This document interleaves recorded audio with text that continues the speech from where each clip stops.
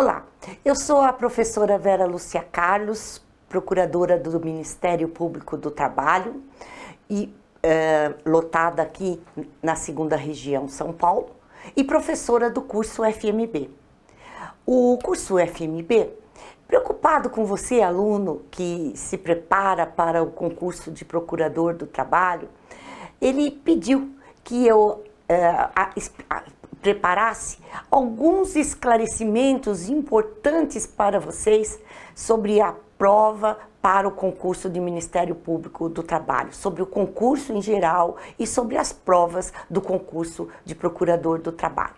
Então eu começo dizendo para vocês que todo aquele aluno que pensa em prestar o concurso de procurador do trabalho, ele tem que entrar no site www.mpt.mp/br e ele vai encontrar tanto o edital, que foi publicado agora no dia 9 de agosto de 2022, quanto a resolução 198 de 30 de junho de 2022, que foi adaptada, né, pela resolução 200 de 2 de agosto de 2022. Então, se você ler a resolução, se você der uma boa lidinha no edital, você já tem a base, né, das regras do concurso para preenchimento dos cargos de procurador do trabalho, né, do 22º concurso.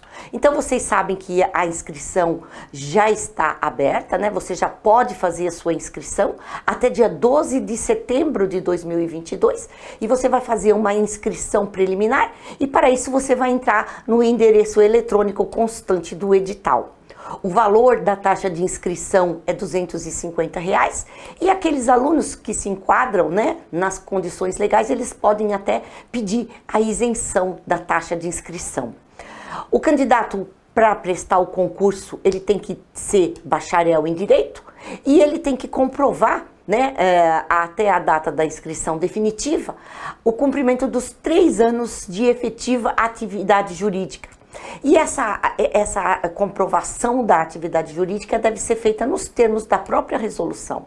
Ele tem que estar ciente que a não apresentação do respectivo diploma, devidamente registrado no Ministério da Educação, e a não comprovação da atividade jurídica no ato da inscrição definitiva, acarretarão a exclusão do concurso. Agora, então aqui nós vamos falar um pouquinho sobre o que se considera a atividade jurídica. Então ele considera-se atividade jurídica o exercício efetivo da advocacia, inclusive voluntária, com a participação anual mínima de 5 atos privativos de advogado em causa ou questões distintas. Ele tem que, ou então o exercício do cargo, emprego, função, inclusive de magistério superior, que exija a utilização preponderantemente de conhecimentos jurídicos, ou o exercício de função de conciliador em tribunais judiciais, juizados especiais, varas especiais, anexo de juizados especiais ou varas judiciais, assim como o exercício de mediação ou arbitragem na composição de litígios pelo período mínimo de 16 horas mensais durante o período de 1 ano. Ele pode também comprovar o exercício da atividade jurídica através de cursos de pós-graduação em Direito, desde que integralmente concluídos, com aprovação, ministrado pelas escolas do Ministério Público, da Magistratura, da Ordem dos Advogados, bem como a realização de cursos de pós-graduação em Direito, reconhecidos e autorizados ou supervisionados pelo Ministério da Educação ou outro órgão competente, e o exercício voluntário em órgãos públicos que exige a prática de atos que demandem a utilização preponderante de conhecimentos jurídicos pelo período mínimo de 16 horas mensais durante 1 ano. Veja bem, o exercício da atividade jurídica tem que ser comprovado depois do bacharelado, depois que o candidato se formou.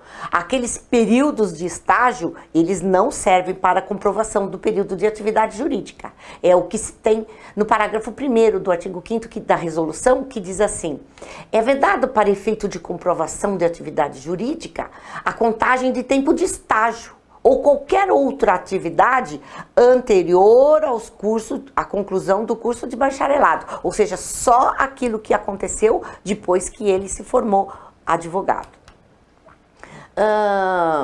Não será admitido no curso de atividade jurídica a concomitância de cursos de pós-graduação, então se ele fez 2, 3, tudo junto, não serve, né? E aqueles cursos compreendidos no inciso 4 deverão ter no mínimo 1 ano de duração e carga horária de 360 horas aula, distribuída semanalmente ou conforme dispuser a legislação federal específica, né? Aí eu queria falar um pouquinho com vocês a respeito das vagas. Se vocês derem uma lidinha no edital, vocês vão ver que o concurso destina-se ao preenchimento de 5 cargos vagos de procurador do trabalho na sede das procuradorias regionais da 10ª região, da 15ª região, da 21ª região e nas procuradorias do trabalho dos municípios de Ji-Paraná, Rondônia, Alta Floresta, Mato Grosso e das vagas que surgirem no prazo de validade indicado no artigo 13 do regulamento do concurso e no subitem 1.9 desse edital. Então veja bem, tem muito aluno que chega pra gente e fala assim, professora, eu não vou prestar o concurso de procurador do trabalho porque são só 5 vagas, muito poucas vagas.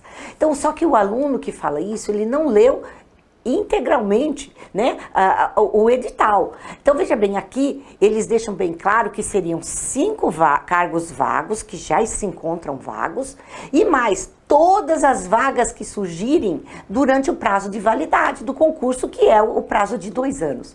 Então vocês vão ver que a grande finalidade desse concurso é fazer um cadastro de pessoas habilitadas a tomarem posse, né?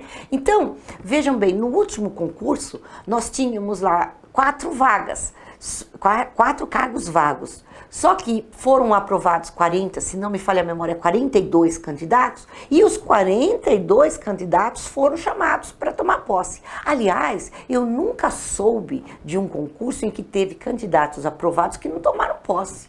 Então veja bem, nesse concurso você tem que entrar de cabeça, se preocupar bastante em se preparar bem, fazer um bom curso, né? Se preparar bem e estudar bastante, passar no concurso e depois certamente você toma posse, tá certo? Então, independentemente de se preocupar com o número de vagas, você tem que se preocupar em ser aprovado em todas as fases do concurso. Aí a gente vai ver que a habilitação depende de provas e títulos, né? E a lotação, agora a questão também da lotação, vejam bem, apesar daqui eles falarem no edital você ter que vai preencher cargos nessas sedes, isso não significa que o candidato aprovado vai para trabalhar lá em Brasília ou vai trabalhar em Campinas, não é isso. Por quê? Porque esses cargos vagos, primeiro vai ser aberto um processo de remoção interna. Certamente os colegas que já se encontram na carreira, eles vão se habilitar para a remoção e o candidato aprovado no concurso, ele vai para a vaga remanescente, né? Então, e é sempre assim. Por isso que a gente diz, não importa para onde você será lotado, porque sempre haverão os concursos de remoção e aí sim você vai sempre mudando para uma regional mais próxima de onde você mora, né? Hoje até a volta da sua sede preferida, vamos dizer assim. Então, continuando aqui com o nosso concurso, então a gente vai ver assim, o concurso, todo mundo sabe, ele tem 4 fases.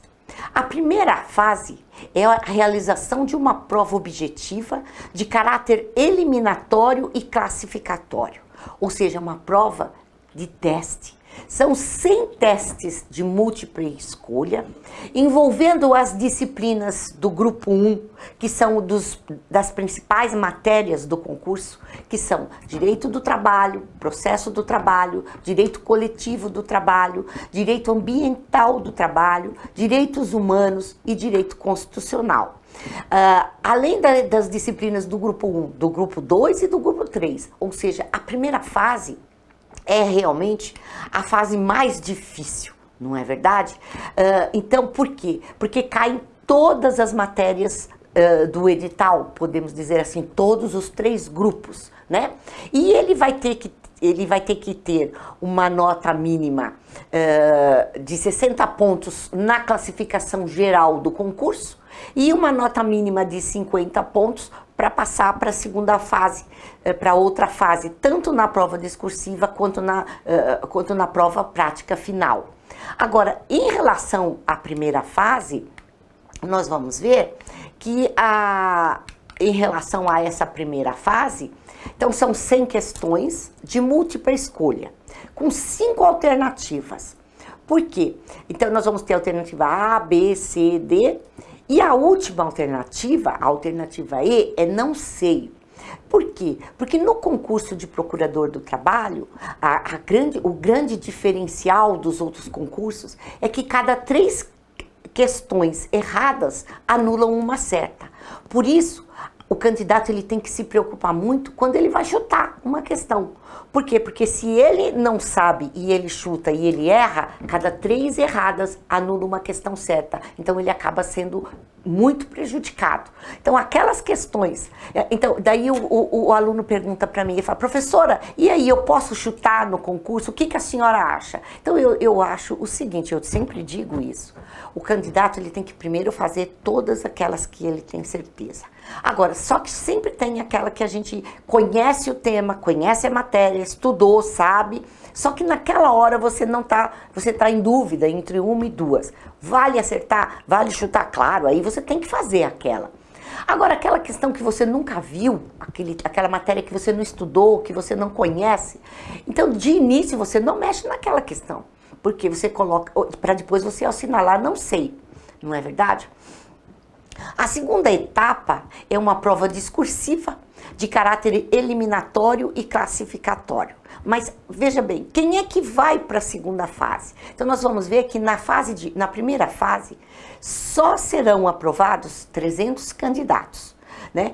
E o que acontece? Se a gente tiver empate na última colocação, aí todos aqueles que tiveram a mesma nota irão para a próxima fase. Então existe uma nota de corte. Só que a nota de corte nos concursos do Ministério Público do Trabalho, ela não costuma ser muito alta. Por quê? Por conta desse problema, que cada 3 questões erradas anulam uma certa, né?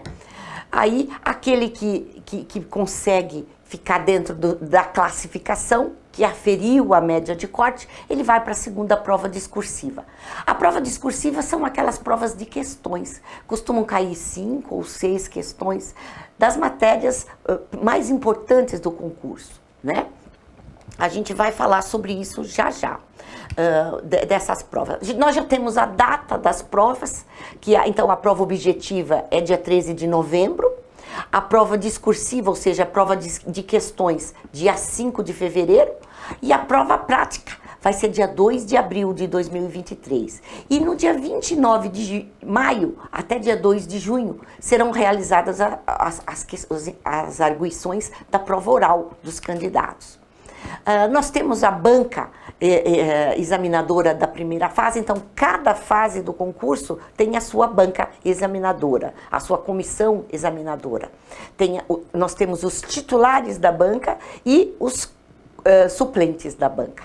Nesse concurso, 22º concurso, os titulares é o Procurador-Geral do Trabalho, o José de Lima Ramos Pereira, o ministro do TST, Alberto Bastos Balazeiro, o Subprocurador-Geral do Trabalho, o Manuel Jorge da Silva e Neto, a Procuradora Regional do Trabalho, a Vivian Brito Matos, a Procuradora do Trabalho, Lorena Vasconcelos Porto, e o advogado Rafael Lara Martins. E suplentes, nós temos a doutora Maria Aparecida Gurgel, que é a Vice-Procuradora-Geral do Trabalho, as Procuradoras do Trabalho, Giane Carvalho de Araújo Colares, Juliana Carreiro Corbal Oitaven, e a desembargadora Yara Teixeira Rios, do TRT da 18ª Região, e o juiz do trabalho Cristiano Siqueira de Abreu Lima, da 10ª Região, e a advogada Gabriela Marcondes Labossieri Camargo. Eu queria lembrar para vocês que as provas do concurso do Ministério Público do Trabalho, elas são realizadas pelos próprios integrantes da comissão. Então, o que acontece? Não é nenhuma entidade, nenhuma órgão que é contratado para preparar a prova. Não, no Ministério Público do Trabalho, as questões são feitas pela comissão do concurso da primeira fase. Lembrando que tanto os titulares quanto os suplentes da Procuradoria do Trabalho ajudam na elaboração da prova, salvo o suplente da OAB e o suplente do TRT, que ser esses do juiz, né, da carreira da magistratura, esses daí eles só atuam se o titular não puder participar do certame. Agora, então aí a gente tem que as matérias do concurso, elas são distribuídas em 3 grupos, sendo que o primeiro grupo, conforme eu já falei, é o grupo mais importante, que envolve direito constitucional, direitos humanos, direito individual do trabalho, direito coletivo do trabalho, direito ambiental do trabalho, direito processual do trabalho e o regime jurídico do Ministério Público, do Ministério Público em geral. O grupo 2, direito administrativo, direito civil e direito de empresa, e direito processual civil. Direito civil saiu do primeiro grupo. Aí no grupo 3 nós temos seguridade social, direito previdenciário, direito penal e direito internacional. A primeira prova objetiva, então, será com duração de 4 horas, englobando as matérias dos 3 grupos, conforme eu já falei, com 100 questões de múltipla escolha, 5 alternativas, sendo que a alternativa E é a não sei. Na prova objetiva não será permitido nenhum tipo de concurso, de consulta.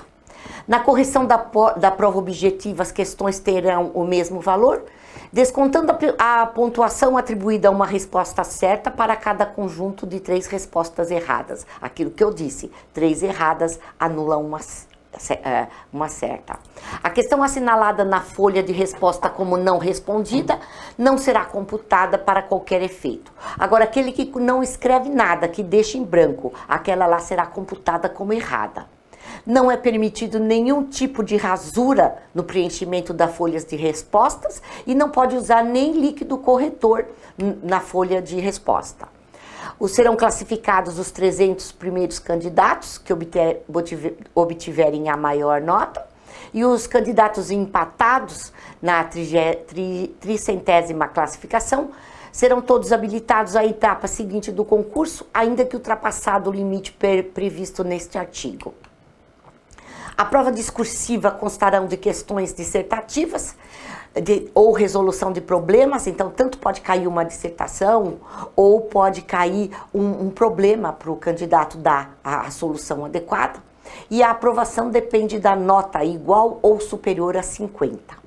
A prova prática consistirá na elaboração de uma ou mais peças jurídicas, típica da atuação judicial ou extrajudicial do Ministério Público do Trabalho, como órgão agente ou interveniente, versando sobre qualquer matéria do programa. Então, ou seja, enquanto que na prova discursiva, na prova de questões, só caem as matérias do grupo 1 e 2, ficando de fora as matérias do grupo 3, na prova prática, o edital é claro, ele diz abrangendo toda a matéria do programa.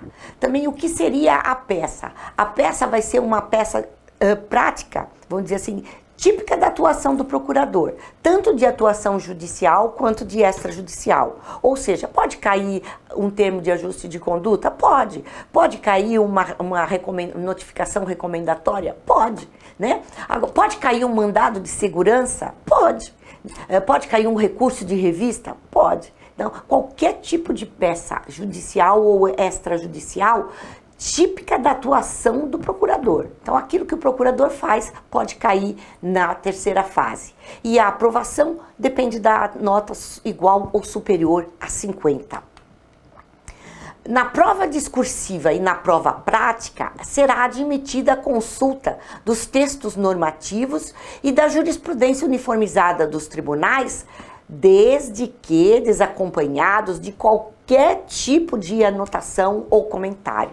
E aqui eu faço sempre uma lembrança, eu falo para o candidato assim, que ele tem que levar no dia da prova aquele material de estudo, aquele material normativo, o código, né?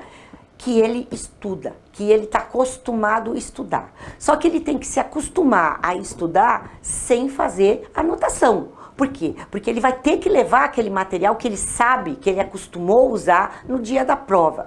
Porque eu acho, assim, não é correto, o candidato estuda com uma CLT na casa dele e no dia da prova ele inventa de levar uma outra que ele nunca abriu. Quando chega no dia da prova, ele não acha nada, ele não está acostumado com aquele código, ele não está acostumado com aquela lei. Então, ele tem que estar familiarizado. Então, ele tem que se acostumar a estudar, consultando o texto normativo e a jurisprudência do TST, dos tribunais, não só do TST, é claro, sem que ele faça anotações no livro, para ele poder usar no dia da prova. Ele pode também levar aquelas leis, aqueles textos normativos que ele tira do site oficial na internet. Só que ele só pode levar 20 folhas impressa no tamanho A4. Então ele não pode levar um calhamaço de texto de lei que ele imprimiu. Não, até 20 folhas A4. Será admitido também a consulta a protocolo, pactos, tratados, resoluções, convenções e outras normas de direito internacional, desde que estejam em português e desacompanhado de qualquer anotação e comentário.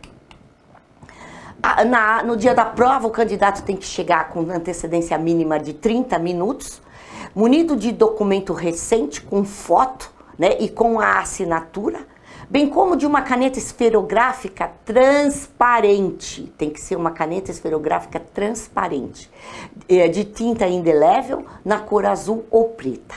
Não será aceito cópia do documento de identidade, ainda que autenticada, e nem protocolo do documento. O candidato não poderá retirar da sala em que estiver realizando a prova antes de decorridos nos 90 minutos do seu início. Então, ele tem que esperar 1h30 do seu início, sob pena de eliminação do certame. Após o término da prova, em nenhuma hipótese ele pode voltar no recinto onde ele realizou a prova. Então, eram essas observações, tudo isso que eu falei aqui para vocês, tudo isso vocês vão encontrar lá no edital. Então, você tem que ir lá no site do Ministério Público, né? Pegar o edital, ler com bastante atenção, depois pegar também a resolução 198, que ela traz as regras do concurso, analisar com bastante carinho, né? Depois se preparar bem e ir para a prova, e certamente vamos juntos até o dia da prova. Eu tenho certeza que aquele candidato que se prepara bastante, que se prepara certinho, ele vai lá e ele vai fazer uma boa prova. Por isso o curso FMB, ele tem o curso de procurador para o concurso de procurador do trabalho, né, e com aulas atualizadas, e eu tenho certeza que vai ajudar vocês bastante na elaboração da prova. Lembro para vocês assim, tem muita gente que tem uma dúvida, eles dizem assim, professora, eu me preparo para a magistratura do trabalho, eu posso fazer a prova de procurador do trabalho? Claro. Se vocês pegarem o edital, vocês vão ver que a maioria das matérias são idênticas, são as mesmas matérias. Então, o que acontece? Se você já vem estudando para a magistratura do trabalho, você está apto a prestar o concurso de procurador do trabalho. Você só vai ter que direcionar melhor o seu estudo quando você for para as outras fases, na fase discursiva e na fase prática, que enquanto na prática da magistratura cai uma sentença, na prática do Ministério Público cai uma prova prática da atuação do procurador do trabalho. Agora, por exemplo, na primeira fase você vai estudar regime jurídico. Você fala, mas regime jurídico eu não uso na magistratura do trabalho. Não, regime jurídico cai no concurso da magistratura do trabalho na parte de direito constitucional. A parte de termos de ajuste de conduta, de ação civil pública, tudo isso entra na parte processual. Então, assim, as matérias são parecidas. Então, aquele candidato que se prepara para concurso de magistrado, para a magistratura do trabalho, ele pode sim fazer o concurso concurso e ele tem muita chance de ter êxito no concurso de procurador do trabalho. E aquele candidato que presta concurso das outras áreas, por exemplo, ele presta um concurso para o Ministério Público Estadual, ele pode prestar? Claro. Por quê? Porque ele vai só direcionar mais agora, até o dia da prova, os seus estudos naquelas disciplinas específicas do concurso de procurador do trabalho. Ele vai estudar bem mais o Ministério Público do Trabalho, no regime jurídico do Ministério Público, ele vai se ater mais naqueles pontos do Ministério Público do Trabalho, né? E ele vai estudar mais assim aquelas disciplinas voltadas para a área trabalhista, vai ter que estudar bem mais direito do trabalho, processo de trabalho coletivo do trabalho, e ele já vai na frente, né, com uma vantagem bem grande em direito civil, processo civil, constitucional, administrativo. Então ele já está bem adiantado nessas áreas. Então ele tem muita chance de ir para a segunda fase. E aí na segunda fase ele entra de cabeça, vai ter bastante tempo para ele se preparar, e eu tenho certeza que ele vai conseguir êxito no concurso.